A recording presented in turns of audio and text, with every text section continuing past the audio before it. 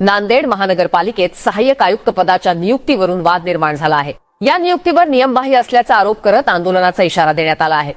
शिवसेनेचे पदाधिकारी विक्रम पाटील शिराळे यांनी नगर विकास विभाग आणि महापालिका प्रशासनाला दिलेल्या निवेदनात गंभीर आरोप केले आहेत। निवेदनानुसार नांदेड महापालिकेत राजेश पाटील यांची प्रभारी सहाय्यक आयुक्त पदावर नियुक्ती करण्यात आली आहे। मात्र ही नियुक्ती सेवा नियम व पदोन्नती निकषांचे उल्लंघन करून केल्याचा आरोप करण्यात आला आहे।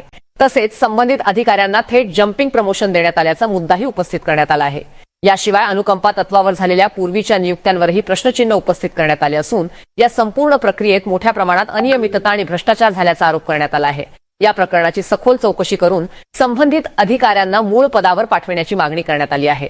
शिवसेना उपशहरप्रमुख नांदेड दक्षिण आज मी नांदेड मनपातील राजेश पाटील यांची प्रभारी सहाय्यक आयुक्त पदी नियमबाह्य असून त्यांची मूळ पदावर पाठविण्यात यावे, अन्यथा आझाद मैदान येथील दिनांक 30/3 रोजी मी उपोषणाला बसणार आहे। यासाठी मी मनपा आयुक्त यांना निवेदन दिले आहे की त्यांनी सहाय्यक आयुक्त पदासाठी सेवा प्रवेश नियम सर्व 2024 नुसार नियम आहे असा आहे की अधीक्षक पदाचा 3 वर्षाचा सेवा ज्येष्ठाच्या नुसार सहाय्यक आयुक्त पद हे बंधनकारक असताना नांदेड मनपा आयुक्त यांनी त्यांना राजकीय दबावापोटी व अन्य कारणास्तव राजेश पाटील यांच्याकडे प्रभारी चार्ज सहाय्यक आयुक्त पद जे नियमबाह्य आहे असे त्यांच्याकडे चार्ज दिलेला आहे।